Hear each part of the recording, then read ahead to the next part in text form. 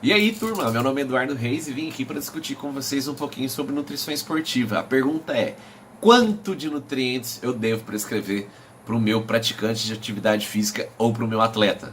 Quer saber um pouco mais? Fica aí.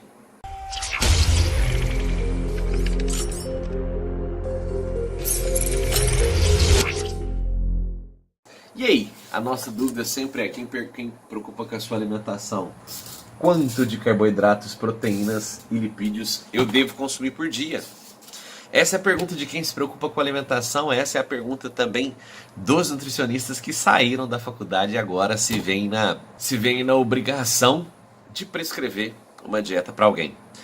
Bom, isso é um assunto um tanto quanto ainda questionável. A gente vai falar de alguns percentuais aqui e a gente vai discutir um pouquinho sobre como manipular essa dieta, como prescrever. Parece simples, mas não é.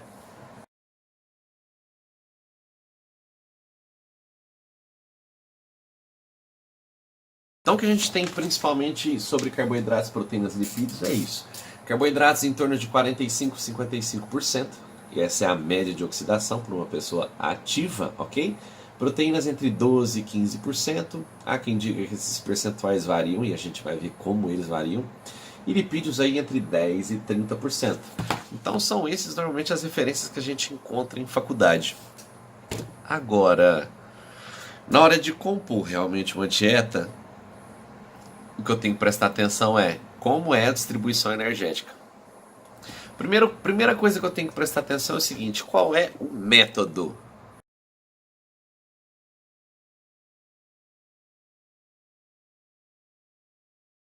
A gente está formulando um material sobre organização pedagógica da nutrição, da prescrição nutricional.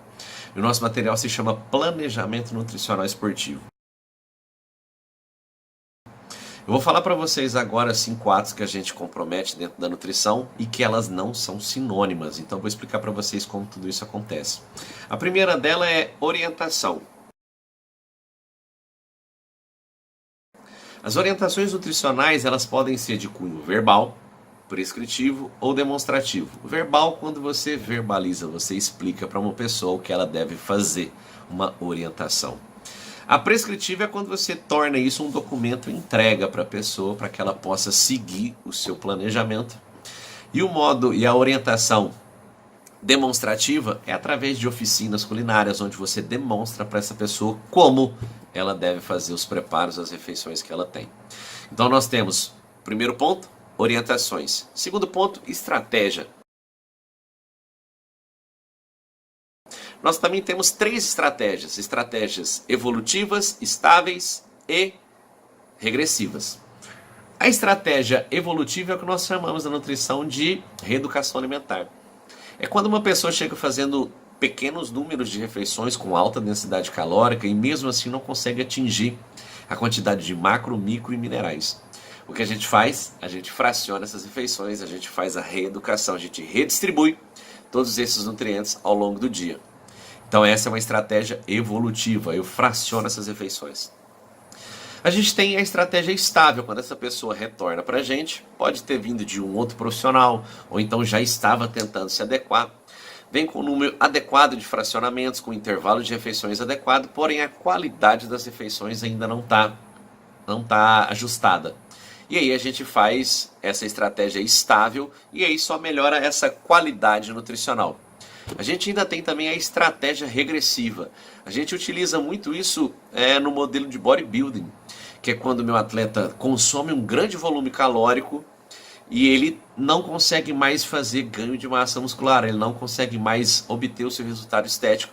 Ao invés da gente fazer ele consumir mais quantidades calóricas a partir de suplementação, o que a gente faz é reduzir o seu consumo calórico. Então, ao invés de gerar mais consumo, a gente diminui o gasto desse atleta. Ok? Então a gente tem esses 3 tipos de estratégias. Próximo, a gente tem métodos. Os métodos na nutrição também são 3: hipocalórico, normocalórico e hipercalórico. Essa aí eu não preciso nem explicar para vocês. Nenhuma dieta no planeta pode ser diferente disso, a não ser uma dieta de fotossíntese. Cuidado, vivendodiluz.com.br. Cuidado! Pessoal, então a dieta só pode ser normocalórica, hipocalórica ou hipercalórica. Alguma das três ela tem que ser. Você vai ver isso através de quanto se gasta, quanto se consome e a partir do balanço energético você consegue identificar. Ok, mas se eu tenho três métodos, quantos meios nutricionais eu tenho? Milhares. Vocês mesmos devem conhecer mais meios nutricionais do que eu. Low carb, jejum, low fat, high carb, high protein, cetogênica e milhões, né? O meio nutricional é a forma como você aplica o método. Então eu quero fazer uma dieta low carb. Muito provavelmente você esteja num método restritivo, num método hipocalórico. Então o meio é a forma como se aplica o método, ok? E essa prescrição ela ainda pode ter duas formas. Ou forma linear, quando o meu paciente consome de segunda a segunda o mesmo conteúdo calórico, quantidade de macro, micro e minerais. Ou então quando ele pode ter oscilação dentro da semana do conteúdo calórico. Segunda, terça, quarta, quinta, coloquei essa dieta em restrição. Para que não ocorra uma termogênese adaptativa, eu fiz uma oferta quinta, sexta, sábado e domingo para essa pessoa. Então, quando eu faço esse método oscilatório, então nós temos forma linear e forma oscilatória. Essa é a forma, é a organização pedagógica do planejamento nutricional esportivo. Sabendo disso, você pode voltar lá em distribuição energética e continuar o seu raciocínio.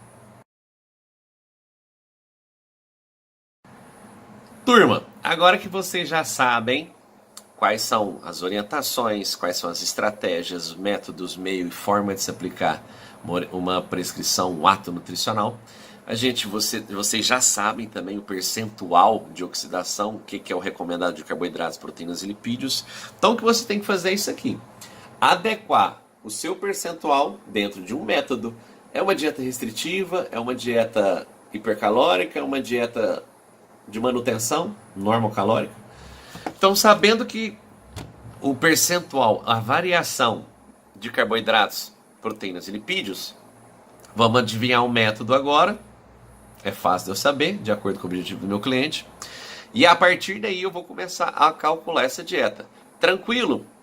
Só que a gente vai ver alguns probleminhas aqui, ok? A grande questão é: vou calcular percentual ou vou calcular gramas por quilograma dia? Pô, Eduardo, não é a mesma coisa? Se eu fizer um, depois eu distribuo. Aí que tá. Vou passar uma informação para vocês. Segurem essa. Então vamos imaginar aqui. Se eu quero colocar quais são as minhas recomendações, eu tenho que ir por grama de nutrientes. Eu tenho que o carboidrato ele varia de 3 a 12 gramas por quilograma dia. Que as minhas proteínas variam de 0,8 até 2,4. E eu tenho que meus lipídios vai de 0,5 a 1,5. Ok? Agora eu vou fazer um cálculo aqui rapidinho para vocês, só para vocês entenderem o que quer dizer isso. Então vamos raciocinar. Se eu tenho que a minha variação de carboidratos vai de 3 a 12 gramas por quilograma dia, ou seja, eu multiplico 3, 4, 5 ou até 12 vezes o peso da pessoa para descobrir quantos gramas de carboidrato eu devo consumir por dia. A minha proteína vai até 2,4 por quilo, 2,4 vezes o peso corporal. E os meus lipídios vão até 1,5 vezes o peso corporal. Ok? Eu fiz uma continha simples aqui para vocês. Tá? Então nós temos aqui carboidratos. Eu estou justificando aqui para um indivíduo de 70 quilos. O máximo que eu posso usar de carboidrato são 12 gramas. Então tem 12 vezes 70, 840, vezes 4, 3.360 quilocalorias. Ok? As minhas proteínas, o máximo 2,4 vezes 70, 168 vezes 4, 672, é isso? 672. E o máximo de meu lipídio, 1,5 vezes 70, 105 vezes 9 calorias. Então eu tenho 945 quilocalorias. Ou seja, o máximo que essa prescrição pode me dar é 4.977 calorias. Isso é o máximo de prescrição que a gente tem segundo o ISSN, que é esse artigo que eu vou colocar para vocês.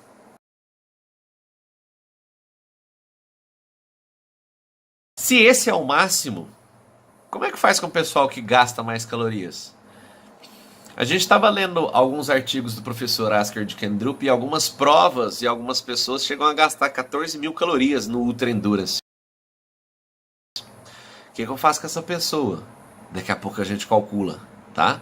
Mas vamos entender, esse é o limite superior das indicações para vocês verem como esses intervalos de nutrientes ainda provavelmente devem evoluir bastante com o passar do tempo. Pessoal, o máximo que eu consigo são 4.977 calorias. Vamos fazer a distribuição energética disso aqui para ver como que fica? Então, fazendo o nosso cálculo calórico aqui, então eu tenho que o máximo é 4.977, 103.360 de carboidratos, 672 de proteína, 945 de lipídios. A hora que eu faço a distribuição, eu tenho esse resultado: 67,5 de carboidratos, 13,5 de proteína e 18,98 de gorduras. Bacana, tudo dentro do comum. Por quê? Quando a gente tem pessoas que necessitam de altas quantidades de carboidratos como essa, 12, a gente está falando de pessoas que têm um volume de treinamento muito grande. E o volume de treinamento mostra a minha intensidade fisiológica, o quanto eu preciso recuperar essa pessoa. Lembrando que a recuperação é o ponto central da preparação esportiva.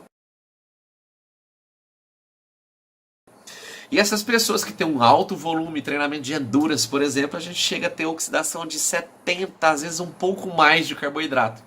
Então essas pessoas necessitam de um pouco mais de carboidrato. Tranquilo? Nós estamos falando, porém, de uma pessoa que gaste 4.977 calorias, tendo 67,5 de carboidratos, 13,5 proteínas, 18,98 de lipídios. Bacana, adequado, distribuição adequada para o nosso objetivo.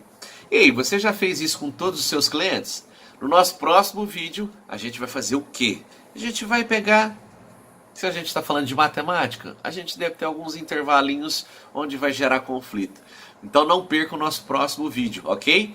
Pensem sobre isso. Distribuição energética, orientações, planejamento nutricional, aonde você está errando. Acompanhe os próximos vídeos. Vamos falar um pouco mais sobre isso. Fiquei feio no Zoom.